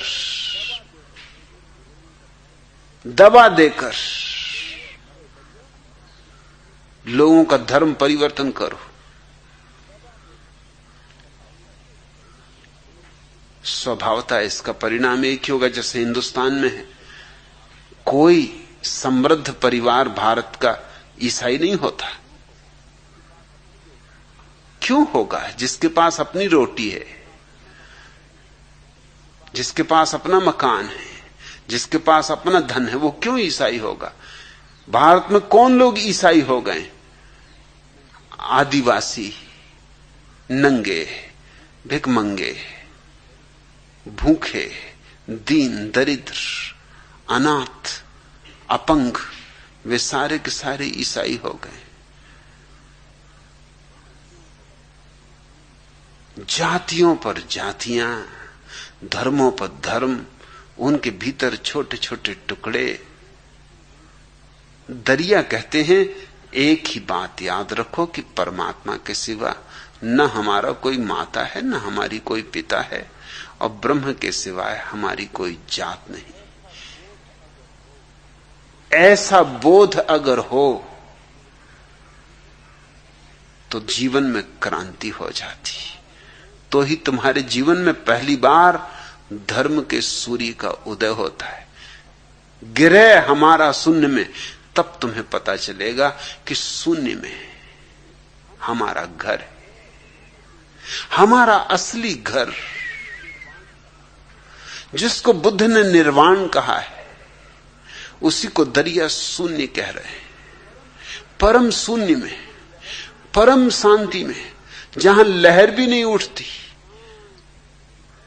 ऐसी शांत सागर में या शांत झील में जहां कोई विचार की तरंग नहीं, वासना की कोई उमंग नहीं, जहां विचार का कोई उपद्रव नहीं, जहां शून्य संगीत बजता है, जहां अनाहत नाद गूंज रहा है, वही हमारा घर है, अनहद में विश्राम। और जिसने उस शून्य को पा लिया उसने ही विश्राम पाया। और ऐसा विश्राम जिसकी कोई हद नहीं, जिसकी कोई सीमा नहीं। अनहद में विश्राम, यही सन्यासी की परिभाषा है। गिरह हमारा शून्य में, अनहद में विश्राम, ये सन्यासी की पूरी परिभाषा आ गई। मगर इसके लिए जरूरी है कि हम जाने जात हमारी ब्रह्म है, माता पिता है राम। मैं अपने सन्यासी को न तो ईसाई मानता हूं, न हिंदू, न मुसलमान, न जैन, न बौद्ध। मेरा सन्यासी तो सिर्फ शून्य की खोज कर रहा है, सारी दीवारें गिरा रहा है। मेरा सन्यासी तो अनहद की तलाश में लगा है, सीमाओं का अतिक्रमण कर रहा है। घर छोड़ना नहीं है, घर में रहते ही जानना है कि घर मेरी सीमा नहीं। परिवार छोड़ना नहीं है, परिवार में रहते ही जानना है कि परिवार मेरी सीमा नहीं है। बस ये बोध, इस बोध को ध्यान कहो, जागरण कहो, विवेक कहो, सुरति कहो, जो भी शब्द तुम्हें प्रीतिकर हो वह कहो, लेकिन इसे लक्ष्य समझो कि पहुंचना है शून्य में, तभी तुम्हें विश्राम मिलेगा। नहीं तो जीवन एक संताप है, एक पीड़ा है, एक विरह है, विरह की अग्नि। इसमें हम झुलसे जाते, थके जाते, टूटे जाते, बिखरे जाते, उखड़े जाते। हमारे पत्ते पत्ते कुम्हला गए, फूलों के खिलने की तो बात बहुत दूर, हमारी जड़ें सूखी जा रही। और जैसे ही किसी ने शून्य में अपनी जड़ें जमा ली, तत्क्षण हरियाली छा जाती, फूल उमग आते, वसंत आ जाता है, बहार आ जाती, फूलों में गंध आ जाती, भंवरे गीत गाने लगते, मधुमक्खियां गुंजार करने लगती। उस उत्सव की घड़ी में जानना कि जीवन कृतार्थ हुआ है। उसके पूर्व हम व्यर्थ ही जी रहे हैं, उसके बाद ही जीना जीना है, उसके बाद ही मरना मरना है, उसके बाद जीने में भी मजा है और मरने में भी मजा है। उसके बाद जीवन भी एक धन्यवाद है और मृत्यु उसी धन्यवाद की परम ऊंचाई, परम शिखर।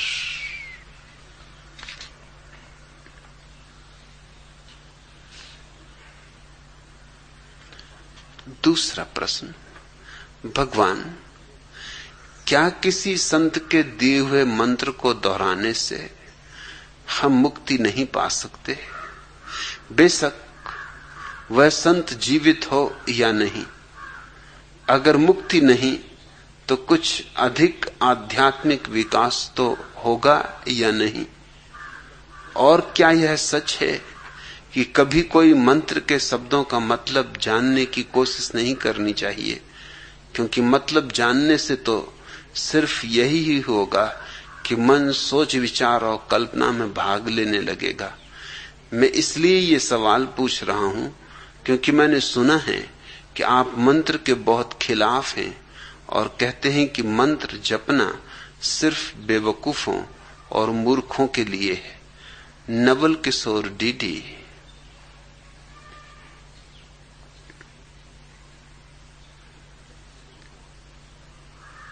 इस प्रश्न में बहुत से प्रश्न हैं, एक एक को क्रमशः लेना होगा। पहली बात,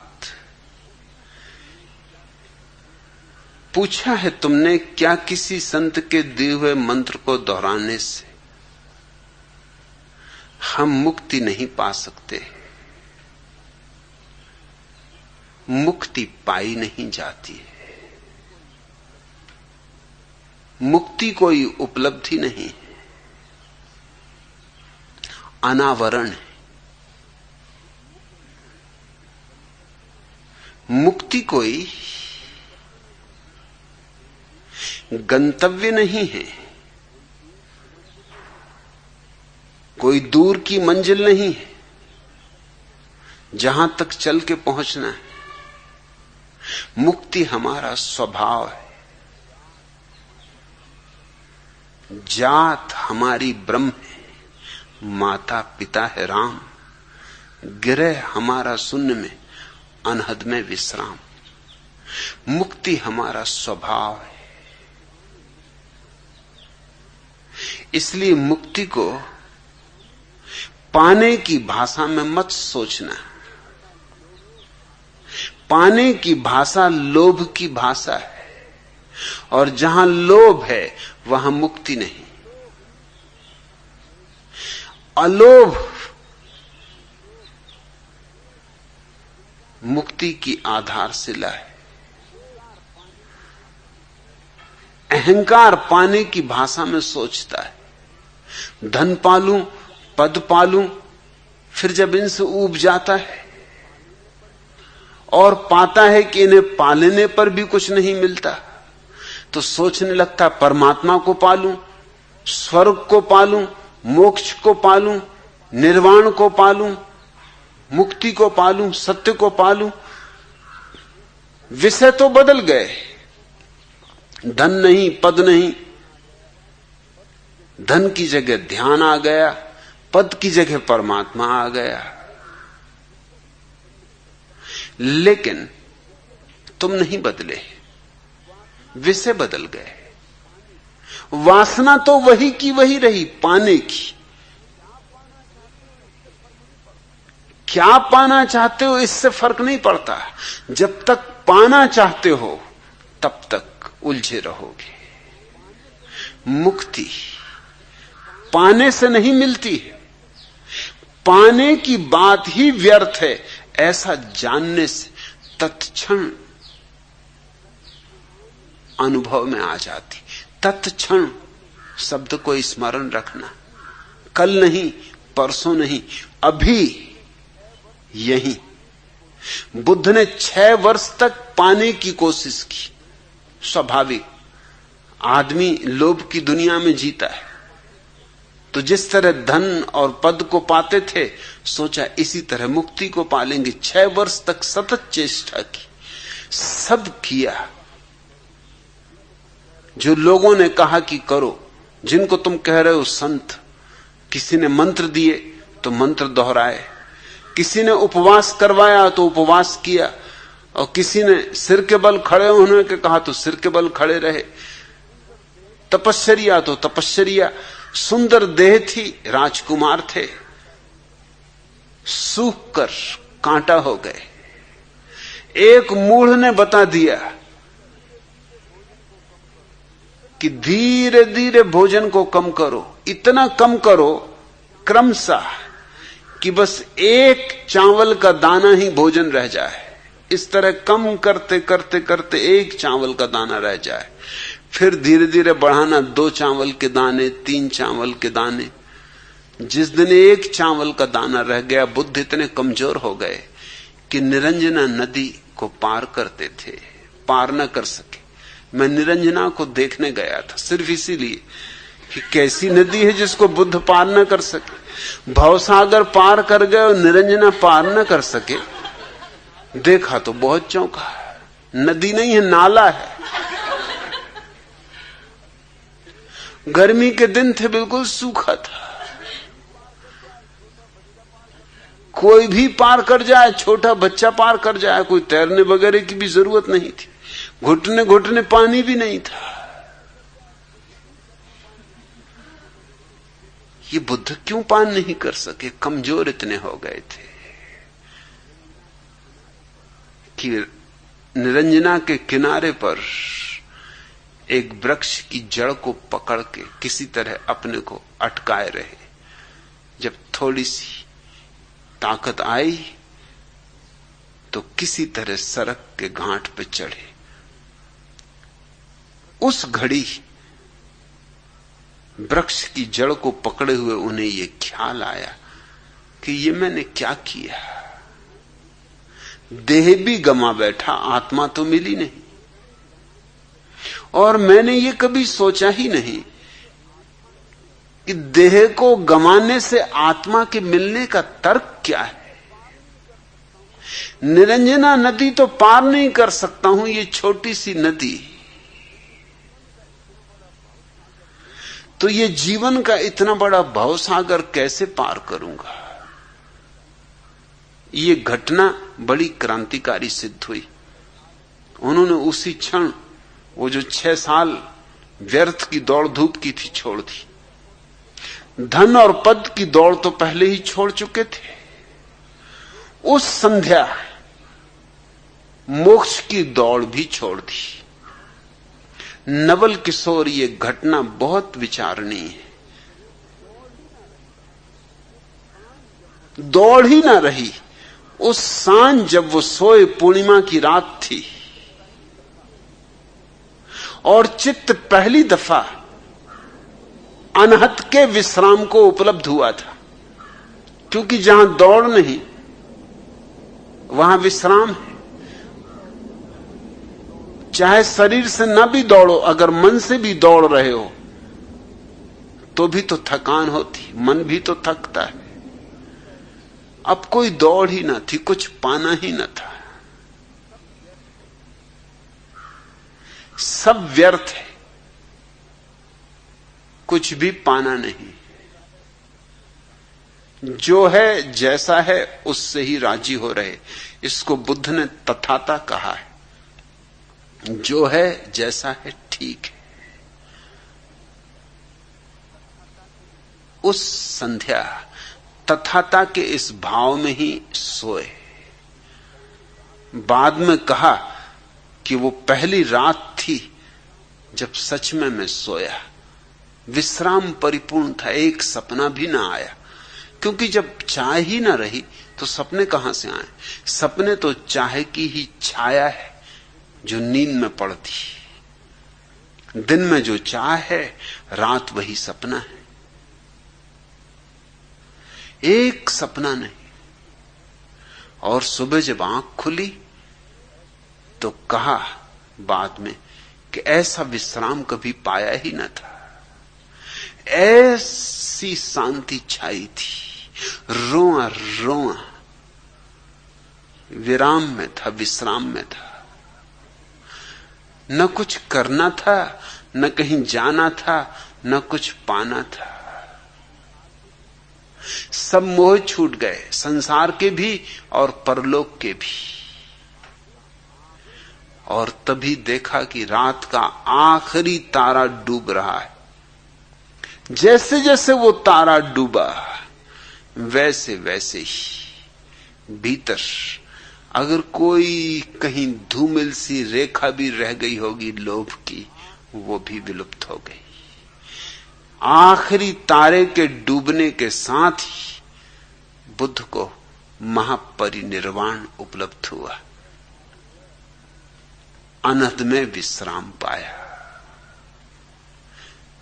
गिरह हमारा शून्य में, शून्य में घर मिल गया। सवाल उठता है कि बुद्ध ने 6 साल की तपश्चर्या के कारण बुद्धत्व पाया या तपश्चर्या को छोड़ने के कारण बुद्धत्व पाया। 2500 वर्षों में बौद्ध विचारक इस पर मंत्रणा करते रहे, विचारना करते रहे, विवाद करते रहे। मेरे हिसाब में विवाद व्यर्थ है, दोनों ही बातें उपयोगी हैं। वो 6 वर्ष जो तपश्चर्या की थी उसका भी हाथ है, पाने में नहीं। पाया तो तपश्चर्या को छोड़कर, लेकिन तपश्चर्या का हाथ है तपश्चर्या को छुड़ाने में। तपश्चर्या करते करते एक बात दिखाई पड़ गई कि यह पागलपन है, इसमें कुछ सार नहीं। संसार तो पहले ही छूट चुका था, अब ये मोक्ष भी छूट गया, मोक्ष पाने की आकांक्षा भी छूट गई। लोभ की जो अंतिम रेखा रह गई थी वो भी विलुप्त हो गई। तो तपश्चर्या ने इतना काम किया, जैसे एक कांटा गड़ जाता है तो हम दूसरे कांटे से उसको निकाल लेते, फिर दोनों कांटों को फेंक देते। ऐसा नहीं है कि पहला कांटा फेंक दिया और दूसरे को संभाल के उसके घाव में रख लिया कि इसकी बड़ी कृपा है। किस शब्दों में इसका आभार करें। एक कांटे से दूसरा निकल गया, फिर दोनों हम फेंक देते हैं। ऐसे ही तपश्चर्या से एक व्यर्थ बात मन में अटकी थी कि पाने से मिलेगा परमात्मा, वो बात निकल गई। परमात्मा तो मिला ही हुआ है, दौड़ खत्म हुई, चाह मिटी कि पाया। पाया तो सदा से था ही, तुमने एक क्षण को भी परमात्मा खोया नहीं है नवल किशोर। इसलिए पहले तो ये भाषा छोड़ दो पाने की, ये लोभ की भाषा है, ये धंधे की भाषा है, ये व्यवसाय की भाषा है। दूसरी बात, तुम कहते हो किसी संत के दिए हुए मंत्र को दोहराने से। पहली तो बात, तुम कैसे जानोगे कौन संत है? अगर तुम यही पहचान लो कि कौन संत है तो तुम खुद ही संत हो गए। केवल संत ही संत को पहचान सकता है। तुम कैसे पहचानोगे कौन संत है? जिसको भीड़ संत कहती होगी उसी को तुम संत मान लोगे, और भीड़ को कुछ पता है? भीड़ तो मूढ़ों की जमात है। एक बात तो पक्की है कि जिसको भीड़ संत कहे जरा सावधान रहना, उस पर तो प्रश्नवाचक चिन्ह लगा देना, क्योंकि भीड़ उसको ही संत कहेगी जो भीड़ की अपेक्षाओं के अनुकूल पड़ता होगा। जैन दिगंबर जैन नंगे आदमी को संत कहेंगे, बौद्ध भिक्षु नहीं कहेंगे उसको संत। जैन तो अगर दिगंबर हैं तो नग्न को संत कहेंगे, और अगर श्वेतांबर हैं तो मुंह पट्टीधारी को संत कहेंगे। दिगंबर मुंह पट्टीधारी पे हंसेंगे, क्योंकि ये तो परिग्रह ही है, मुंह पे पट्टी बांधना, ये तो आरोपण है।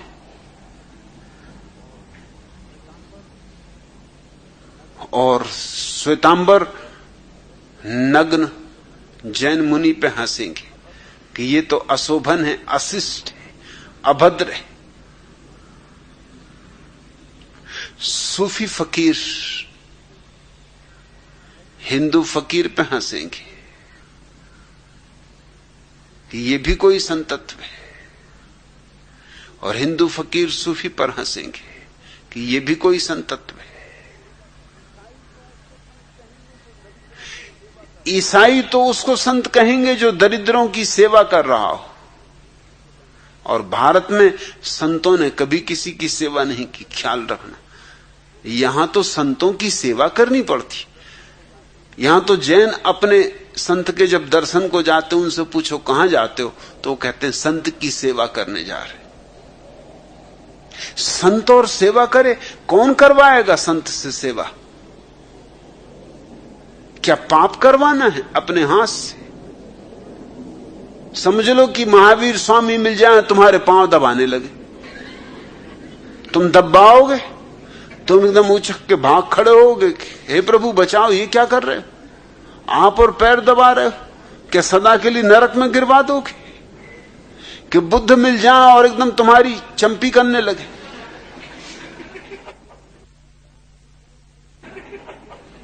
मुफ्त भी करा तो तुम कहोगे कि नहीं भैया नहीं करवाना।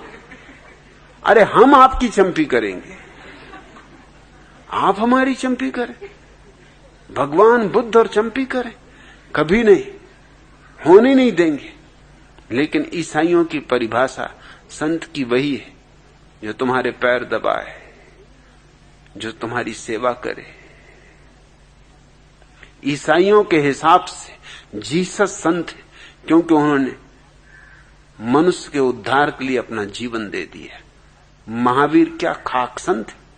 ईसाइयों के हिसाब से किया क्या मनुष्य जाति के लिए? हां, ध्यान किया तो वो तो स्वार्थ है, खुद के आनंद के लिए, महास्वार्थी। बुद्ध ने क्या किया? अपनी मुक्ति पाली, मगर अपनी मुक्ति पानी परार्थ तो नहीं। परार्थ तो किया जीसस ने, सूली पे लटक गए, अपने जान गंवा दी मनुष्य के उद्धार के लिए। ये दूसरी बात है कि उद्धार हुआ कि नहीं, अभी तक हुआ तो नहीं। किसी के सूले पे लटकने से किसी का क्या उद्धार होना है?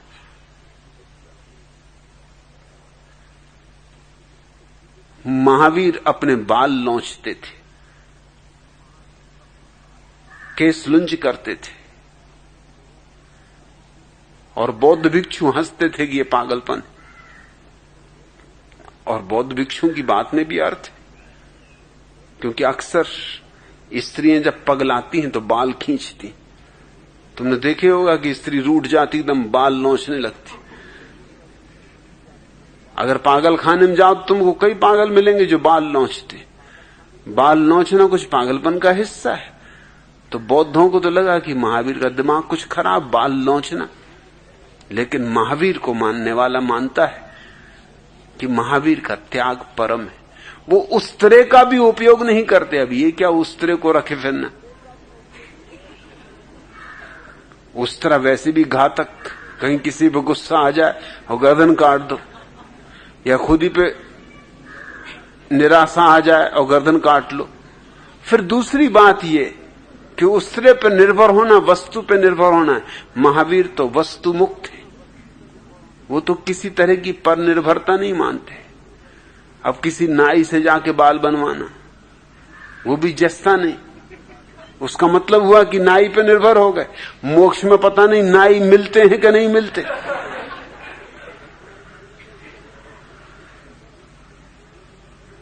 अपने बाल खुद ही लौंच ली, ये स्वावलंबन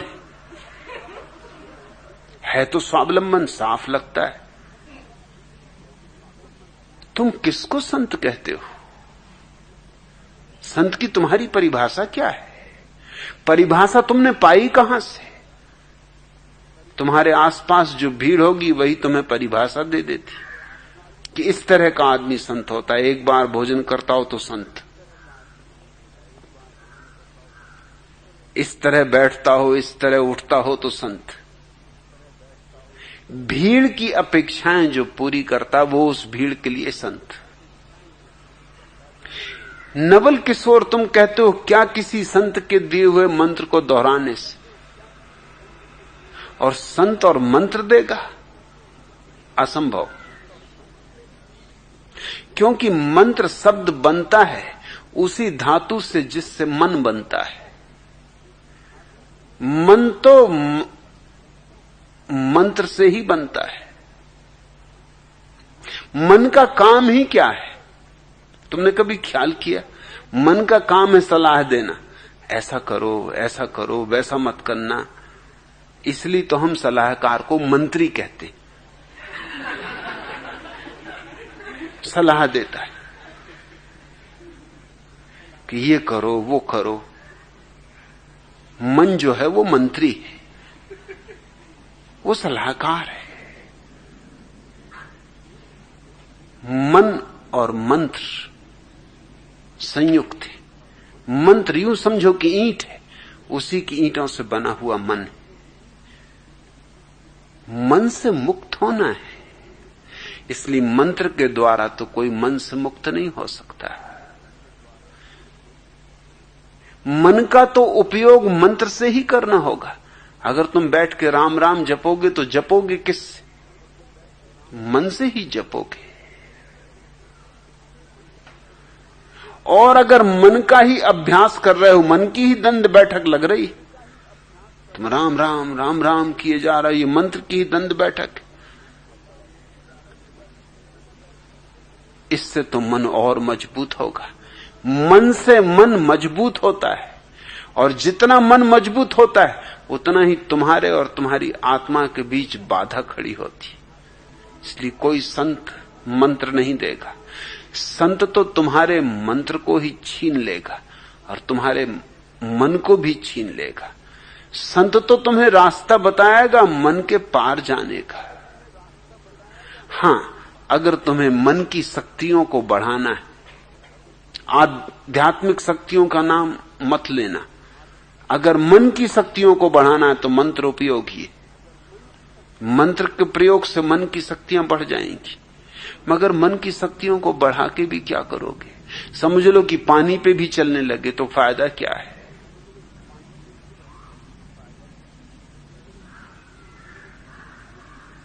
वर्षों की मेहनत के बाद अगर पानी पे भी चलने लगे और कांच भी चबाने लगे तो कोई कांच का नाश्ता करना है? और पानी पे चलने के लिए नावें हैं और सरलता से तैरना सीख सकते हो। लकड़ी की जरा सी डोंगी काम दे देती है। उसके लिए वर्षों की मेहनत करना और पानी पे चलना सीखना और कांच चबाना किस लिए? क्या फालतू बोतलें वगैरह फेंकने में बहुत दिल दुखता है कि कैसी बहुमूल्य चीजें फेंकी जा रही? अरे आज अगर मंत्र सिद्ध होते चबा लेते। क्या करोगे?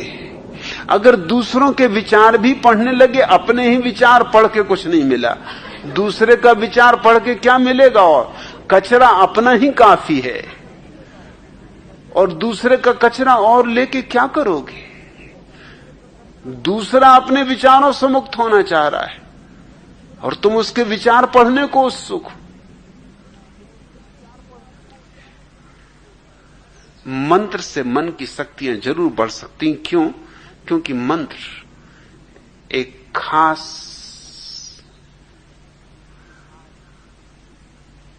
लक्ष्य के लिए वैज्ञानिक प्रक्रिया है। वह लक्ष्य तंद्रा, अंग्रेजी में जिसको हिप्नोसिस कहते हैं, उसके लिए हमारा पुराना यौगिक शब्द है तंद्रा। एक तो जागृति है, वह तो मंत्र से आती नहीं। एक निद्रा है, वो बिना ही मंत्र के आ जाती। दोनों के मध्य की एक स्थिति है तंद्रा, वो मंत्र के द्वारा लाई गई निद्रा है। हिप्नोसिस का अर्थ तंद्रा होता है। अगर तुम एक ही शब्द को बहुत बार दोहराओगे तो उससे तंद्रा पैदा होती। तंद्रा पैदा होने की सीधी प्रक्रिया है। अब तुम बैठे हो, राम राम राम राम जपे जा रहे जपे जा रहे जपे जा रहे हो, इसके दो परिणाम होते। एक तो मन एक ही चीज से ऊब जाता है, ऊब नींद लाती, इसलिए धार्मिक सभाओं में लोग सोते। अब वही राम, वही सीता, वही रावण, वही कहानी कितनी बार तो देख चुके। फिर वही हनुमान जी, फिर वही लिए चले आ रहे हैं पहाड़, सब वही का वही। तो अब रामलीला देखोगे कि सोओगे? इससे बेहतर है सो ही जाओ। इस बकवास को देखने में सार क्या है? रामलीला में तो कभी कभी लोग जागते जब कुछ गड़बड़ हो जाती।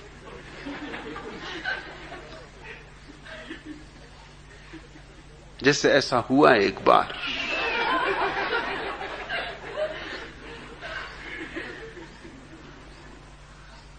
कि जब रामलीला शुरू हुई और सीता का स्वयंवर रचा गया, तो कहानी यूं है कि खबर आती है लंका से कि हे रावण, तेरी लंका में आग लगी। तो रावण भागता है। लंका में आग लगी हो तो ये कोई विवाह रचाने का अवसर है।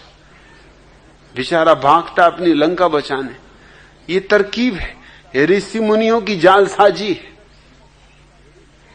ये झूठ है। लंका वगैरह में कोई आग नहीं लगी थी, मगर जब तक वो बेचारा लौटे तब तक यहां मामला खत्म हो गया।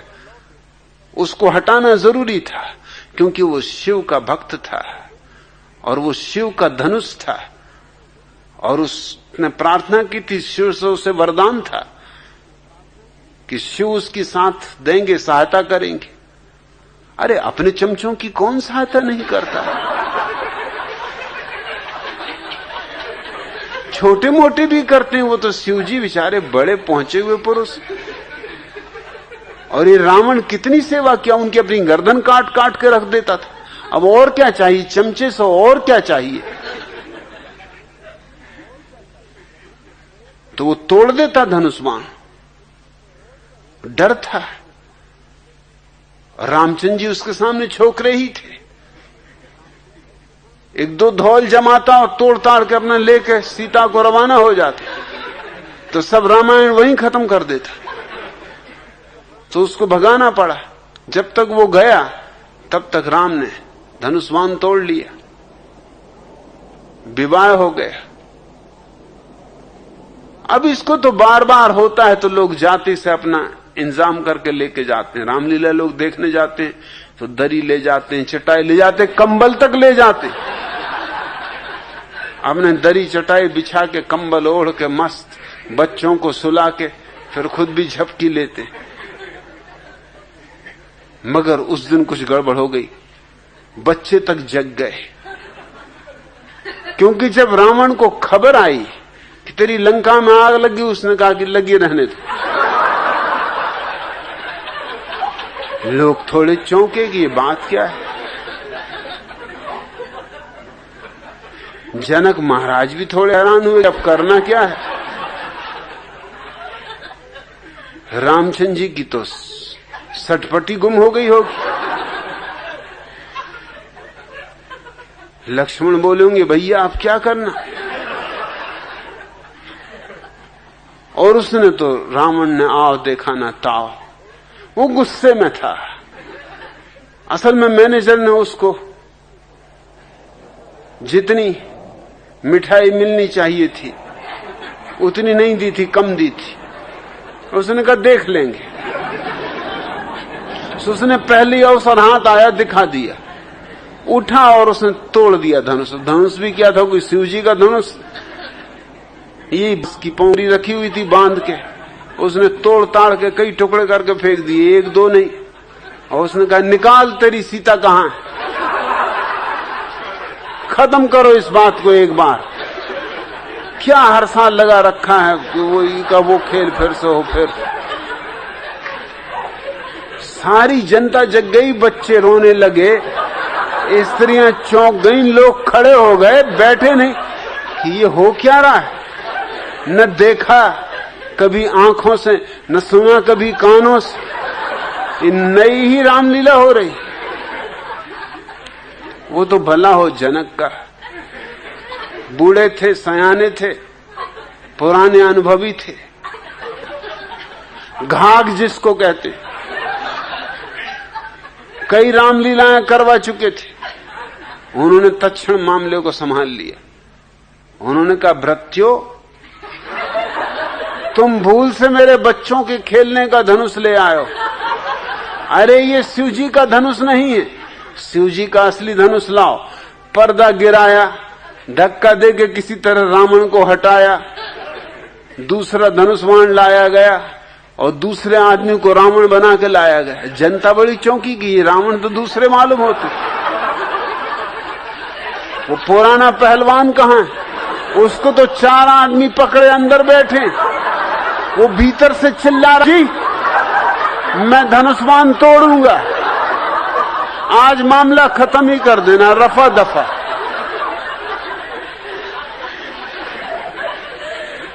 किसी तरह उसको मिठाई दी, समझाया बुझाया कि भैया धनुष्मान ना तोड़, तू जितनी मिठाई लेना हो ले ले, और आगे से हम ख्याल रखेंगे, जो भूल हुई सो हुई। कभी कभी ऐसे मौके आते हैं, अन्यथा तो रामलीला में लोग सोएंगे, वही का वही पुनरुक्त हो रहा है। छोटे छोटे बच्चों को सुलाने के लिए हम यही उपयोग करते नवल किशोर। मां बैठ जाती बगल में, दबा देती बच्चे को बिस्तर में, चारों तरफ से कंबल दबा देती, भाग भी नहीं, और बैठी कि राजा बेटा सो जा, मुन्ना बेटा सो जा, राजा बेटा सो जा, मुन्ना बेटा सो जा। अब क्या खाक करे राजा बेटा मुन्ना बेटा, सोए नहीं तो क्या करे। हालांकि मां यही सोचती कि मेरी सुरीली राग के कारण सो रहा है। ये सुरीली राग का सवाल नहीं है, ये ऊब पैदा हो रही, घबरा रहा है वो। ये तो मां अगर बच्चे के बाप के पास भी बैठ के कहे कि राजा बेटा सो जा, मुन्ना बेटा सो जा, तो वो भी सो जाएंगे। अगर नींद ना आएगी तो भी कम से कम बहाना करेंगे, घुर्राने लगेंगे कि आ गई भाई, नींद आ गई, तू जा, अब हम कभी ना उठ। तुम जब जपते हो मंत्र तो तुम केवल तंद्रा पैदा कर रहे हो, निरंतर की पुनरुक्त से तंद्रा पैदा होती, इससे कुछ आध्यात्मिक जीवन का संबंध नहीं। और तुम पूछते हो कि क्या इससे कुछ अधिक आध्यात्मिक विकास नहीं होगा? अध्यात्म का कोई विकास होता है? अध्यात्म तो तुम्हारे भीतर पूरा का पूरा मौजूद है।